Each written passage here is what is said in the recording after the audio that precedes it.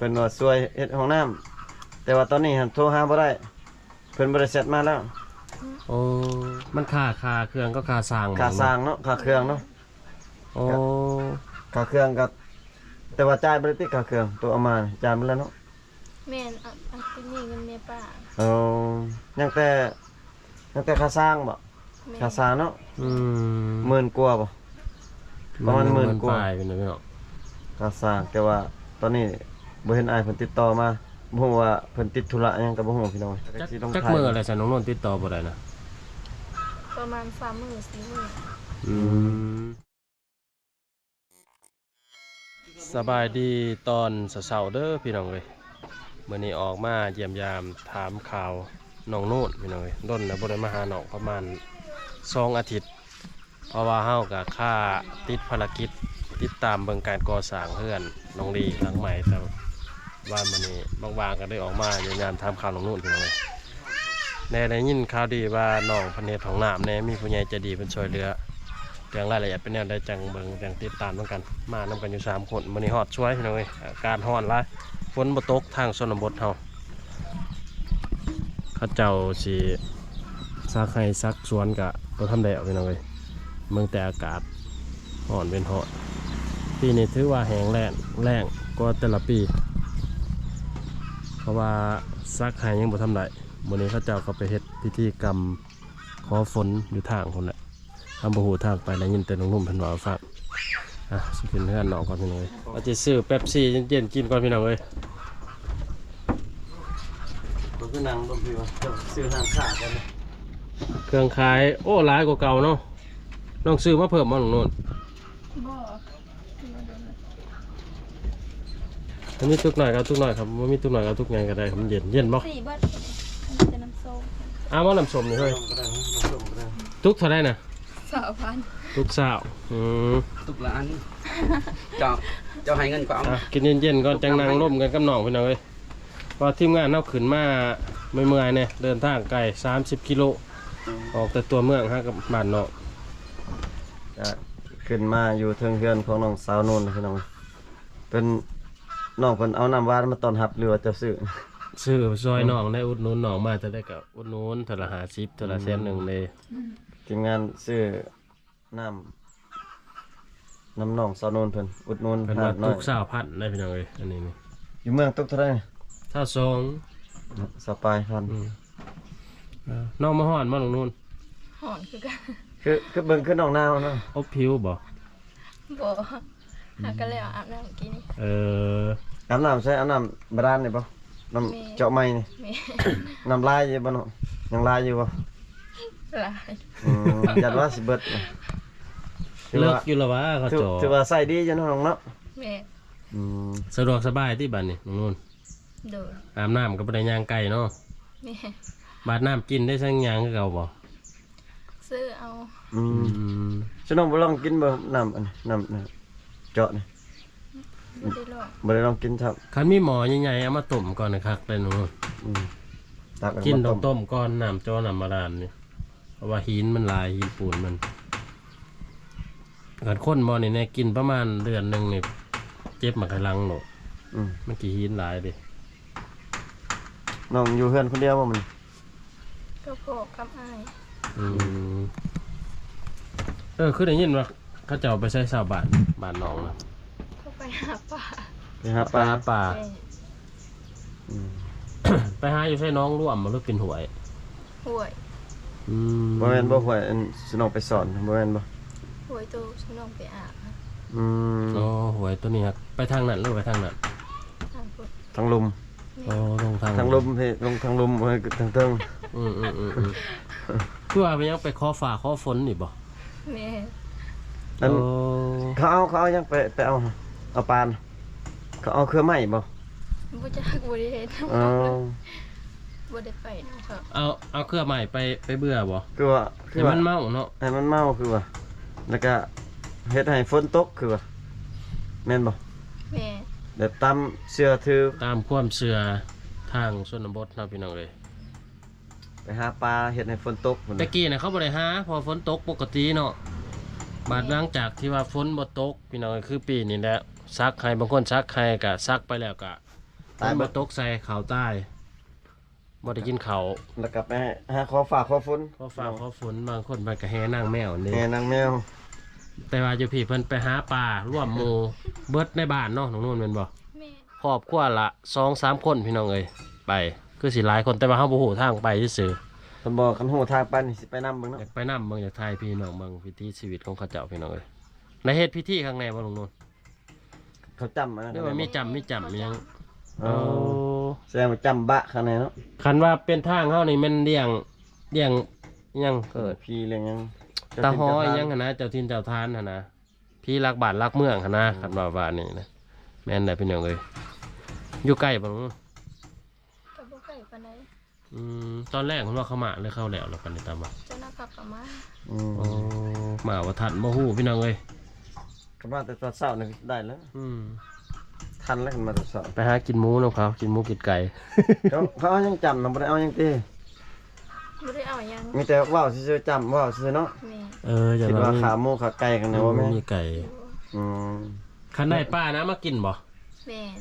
โอ้ แล้วมันสิตกฝนมันบ่ได้กินหยังวะจำแต่สิ ตอนกินไก่กินหมูจังอันนั้น แม่นเลย อืม คือแถวบ้านเขานี่เขาไปจำฮอพี่รักบ้านรักเมืองหมูหน่อยกับไก่พุ่นเลย อืม ได้คือว่าแหละตามความเชื่อทางไปทางลาวพี่น้องเอ้ย เป็นอะไรคือว่า FC เพิ่นยังโทรหาอยู่บ่เนาะ บ่ เพิ่นบ่ได้โทรมาแล้ว แม่ เพิ่นบ่ได้บอกมาเลย บ่ ผู้เพิ่นสิช่วยเฮ็ดห้องน้ำนี่บ่ แม่เพิ่นว่าช่วยเฮ็ดห้องน้ำแต่ว่าตอนนี้หันโทรหาบ่ได้เพิ่นบ่ได้เสร็จมาแล้ว โอ้ เพราะว่าเป็นจังไดเนาะเมื่อเพิ่นโทรศัพท์เพิ่นเทบ่จักเนาะ บ่รู้จังได บางทีโทรศัพท์เพิ่นเทก็มี คันเห็นคลิปนี่ก็โทรหาน้องติดต่อหาน้องได้เด้อไอ้ นั่นเพราะว่า มันค่าเครื่องก็ค่าสร้างบ่ ค่าสร้างเนาะค่าเครื่องเนาะ โอ้ ค่าเครื่องก็แต่ว่าจ่ายบ่ได้ติดค่าเครื่องตัวเอามาจ่ายมาแล้วเนาะ แม่อันที่นี่เงินแม่ป้า เอายังแต่ค่าสร้างบ่ แม่ ค่าสร้างเนาะ อืม 10,000กว่าบ่ประมาณหมื่นกว่า ปลายเป็นพี่น้อง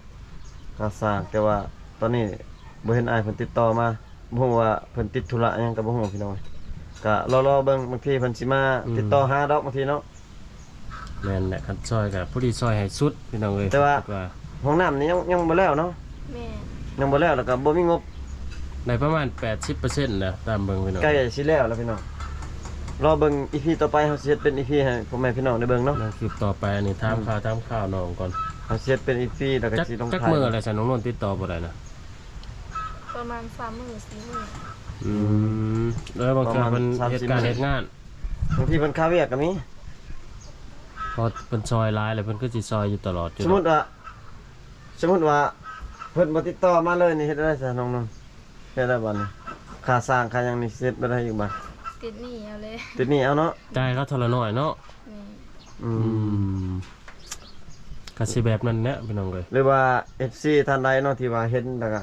ที่ว่าอยากช่วยหรือว่าอยากสนับสนุนน้องสนุนค่า แม่น เฮ็ดงานหรือว่าช่วยออกเฮ็ดห้องน้ำก็สามารถช่วยได้เนาะพี่ แต่ น้อง ก็เฮาติดตามมันก่อนเนาะ แม่น มาชนะถามน้องรายละเอียดคันว่าได้แล้วเขาเจ้าซอยแล้วก็แล้วคันว่ายังบ่ซอยก็สิหาพ่อแม่พี่น้อง FC นี่แหละซอยกันคนละไม้ละมือ เฮ็ดให้มาแล้วเนาะเพราะว่ามันกระเทินนะพี่น้องอยากแล้วอะไรยังอีกหน้อยนึงพี่น้อง ราคามือเพิ่นก็ประมาณ6ล้านพี่น้องเอ้ย6ล้านปลาย อืม แล้วกับซื้อมายิกมาย่อยอีกน้องนุ่นว่ายังบ่ได้จ่ายเขาเจ้าหรือบ่ก็ต้องไปยืมเงินเขาแม่นบ่ แม่ เรื่องค่าจ้างก็คือสิได้คอยพรพันเขานั่นแหละให้เทื่อละน้อยละน้อยเอาคันว่าฮอดมื้อที่ว่าเพิ่นติดต่อบ่ได้พี่น้องเอ้ย อันน่ะน้องสาวทราบไปใส่คือบ่เห็นเราอยู่เลย เราไปหากิน ไปหากิน แม่ ไปหาที่ว่าไปขอฝากขอฝนหั่น แม่ แสดงว่าเจ้าหน่อยละมาติ แม่ บ่ได้กินข้าวกินน้ำนำกัน ลองชิมเบิ่ง ต้มมีมื้อนี้ น้ำน้องยินแซ่บดูบ่พี่น้องเอ้ยคือสิหวานเจี๊ยบพี่น้อง มีบ่พักอันนั้นนะน้องนุ่นพักอันยังบัตรสล็อตนะ มี พักอีเลือดนี่ติแม่นบ่ แม่นบ่ แม่ ผักสโลดเด้ บัตรสล็อตบ่ รักษาสโลด สโลด สล็อตไป ปัสโลสโลดมันผักนางเลิศพี่น้อย ไอเทน ก็ดูต้มใช่กัน บัดผักนั่นเลยสิผักเน่าเลยสิ ข้างนั่งคือกัน ผักเน่า บ้านนายคือผักคาสะ ผักเน่าผักคะบัดผักหัวยอนนะ มีบ่ผักหัวยอ บัดแงว บัดแง่วอันนั้นเนาะ บัดเงียว เขาก็ตั้งอยู่เด้อ หัวยอน คันได้พักอันนั้นอีหยังผักกาดจ่องใส่แซ่บเลยเอามันบ่มีที่แถวนี้ ผัก มี กั บ่ ดจ้องนะผักยังพี่น้องกัน กันจ้องกัน ดังด่าอะไร อารอนดาบ่ บ่อันนั้นทั้งหะ อดอนด่าต่างหากอีก แม่ อ้าวตัวได้ใช้อารอนดานะ อดอนด่ามันบ่เป็นผักกันจอง จังว่าผักตบ ตบนั่นเนาะ ดอนด่าตบ การจ้องกับการจ้องเนาะ ผักกันจองต่างหาก บ้านเนี้ยผักน้ำนั่นได้ซะ บัดซาร์ บัดซันบ่เป็นบัดซันบ่เป็นบัดเธอบัดซันบ่เป็นบัดเธอ เกี่ยวใจภาษาไทย มีบัดซันบัดเธอพี่น้อง น้องกินข้าวเช้าแล้วติ กินแล้ว อาหารหยัง มุกหน่อไม้ ผู้ได้ไปหาหมกหน่อไม้ ค่อยนี่แหละ โอ้ ได้ลายบ่ ได้พอกินอยู่ ได้จักมุกเฮ็ดน่ะ ได้7เป็นมุก แซ่บเพื่อกันได้กันเครื่องครบมุกหน่อไม้นี่นะ แม่ อยู่ในเมืองเขามุกใส่สี เบิ่งน้องเฮ็ดกินมันคือสิแซ่บอยู่เพราะว่าเขาเคยกินซีมือของน้องสาวนู่นแหละเฮ็ดกินแซ่บเลยพี่น้อง FC บ่ได้เป็นบ่ได้เงาบ่หรือบ่ได้หรือว่าบ่ได้กินฮอดบ่ งามเลยเนาะ เงา แม่ เพราะว่าตะกี้เห็นเคยล่มกันตลอดเนาะ แม่ แต่ว่าเพิ่นมิดเงียบหายไปกับบ่ได้ล่มเลย เงาเนาะบัดนี้เนาะ เอาเราบ่ได้บอกน้องมาว่าสิติดต่ออ้ายบ่ได้เด้ออ้ายสิไปไหนบัดนี้บ่ได้บอกบ่ เราได้บอกมาวิทย์หันเราก็บอกอยู่ตอนน้องโทรหาเราตอนกลางคืนหัน แล้วว่าเลย เราว่าไอ้ทาเวียกอยู่ไอ้เฮ็ดเวียกขณะโอทีเราว่า อืม แล้วก็เงียบไป เงียบ เล เลย ย ใส่ยันข้าวอยู่ข้างงานแหละ ต้องใช้ยางคาเวียงแหละ น้อง FC พูดที่ว่าโทรร่มกับน้องนี่เพิ่นอยู่ไทยบ่หรือว่าอยู่ต่างประเทศ อยู่ไทยเพิ่นว่า โอ้เฮ็ดแวกอยู่ไทยเนาะ แม่ ลงไปน้องเพิ่นว่าคิดฮอดอยู่เพิ่นว่าแต่ว่าติดต่อบ่ได้เฮ็ดได้หัวใจมันอยู่ไกลกันเนาะ เพิ่นจะเห็นหยังเอาโทรศัพท์ น้องเพิ่นจะ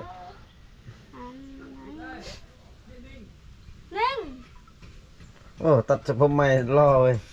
นี่คือผู้ชายฮะผู้หญิงน่ะวะ แม่ ตัดเฉพาะรอเว้ยโอ้ เท่เลย เฉพาะไม้ คอยเป็นคนทัดไทย โอ้น้องตัดนะ แม่ บ่ไล่เนาะตัดเป็นเนาะ เป็นแน่นะ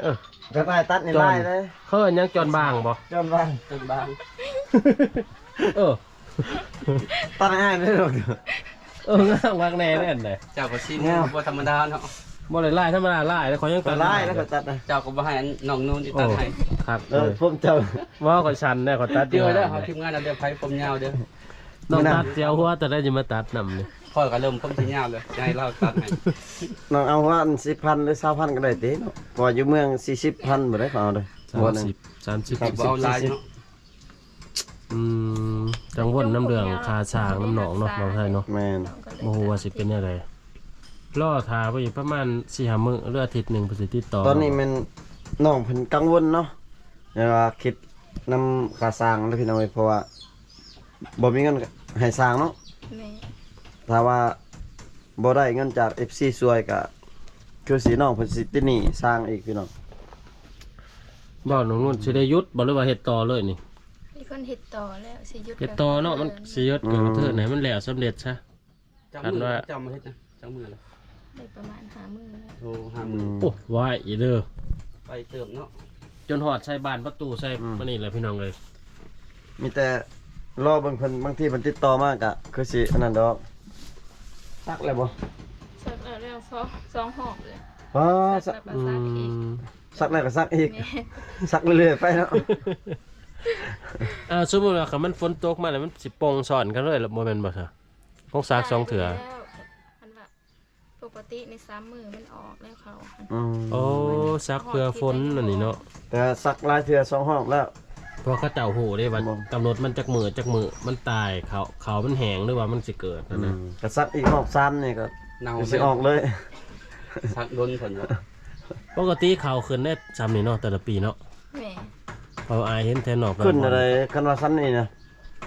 คันมันปกติ เขตทางเขาเมืองเด้อประมาณก็คือป้ายแล้วเขาให้เขา ก็ว่าจะว่าเพียงเอวพี่รู้จักเขา อืม แต่มันตายมันเนาะ เพราะว่าเดือน11บ่เขาเจะโหดบ่เดือน11 12บ่ เดือน9ก็ได้พูดแล้วเด้ เดือนเก่ากันพูดเลยเดือนเก่าบนเดือนบนขขวาบนเลย เขาเมา อันนี้มันจะได้เนี่ยมัน ข้าวสาก บ่ บุญ ทัน ข้าวสากเนาะ บุญประดับดินมึงเข้าประดับดินเพื่อน อันนี้มันบ่ทันแล้วนี่ มีแต่กินข้าวคั่วเฉพาะ ปีนี้มีแต่คนซื้อเขาวร้ายแล้วปีนี้ บ่ว่าเขตนอกบ่ว่าอยู่ในเมืองพี่น้องบ่มีเขาวบ่มีน้ำแล้วปิด ขนาดกาหน้ากับบ่มีฮอดกาเนาะบ่ มี มี สิ บ่มีน้ มีสิกินข้าวอันนั้นแล้วข้าวแป้งเอาละเอาอัน กินมันตด ผมมันต้นนั่นแหละเฮ็ดข้าว ำข้าวมัน ประดับ ต้มบ่ นอกกระโปรงประมันนะ ปลูกแต่กระต่ายเบิดแล้ว อืมปีแรกนี่ขายได้หลายปานใด ได้อยู่หาล้านแล้ว อืม ซื้อข้าวซื้อหยังเบิดแล้ว ก็ดีกว่าบ่ปลูกอยู่เนาะขนาดมันต้นทนกันยังตายให้กันพี่น้องเอ้ย อืมนับภาษายังคนเนาะ คนก็โอ้ยไปตากแดดมันก็บ่น่ะ อืม มันยากเด้ มันอยากกระตอใหม่เนาะ อืม อืม อืม คือ ฮ้อนพี่น้องเอ้ยอยู่บ้าน มี เนาะ แต่มีแต่หัวบัดนี้เอา ทีมงานถึกใช้หัว ถ้าน้องซ่าๆมากก็เนาะจังหากินข้าวต้มมีเนาะ กินตัวมีกินดิกินได้อยู่ที่เนาะ ได้ อืม บ่ได้น้องไปเก็บผักบัดอันนั้นน่ะผักอีเลิศผักนางเลิศนะ โอ้อยู่ห้วย โอ้ไปเบิ่งเขาเจ้าเก็บผักเนาะ อืม พี่น้องเอ้ย มีแต่ถ่ายกินตัวมีเนาะเพราะว่าอีพีนี่มันเฮาสิถ่ายหรือว่าถามน้องไว้สำนีก่อนเนาะพี่น้องเนาะ แม่ เพราะว่าน รอถ่ายกินตัวมีกับน้องสาวทรายอีก แล้วก็สิไปติดตามเบิ่งของน้ำเพิ่น แน่ การก่อสร้างของน้ำบ่ฮอดใช้แล้วพี่น้องเอ้ยจะถ่ายเบิ่งนํกันถือว่าคลิปนี้กับปิดไปซ้ำอีกก่อนพี่น้องเอ้ยขอมุกขอบใจพ่อแม่น้องที่ติดตามรับเบิ่งรับชมให้กำลังใจ อยู่ดีมีแห่งเบิดทุกคน ตึก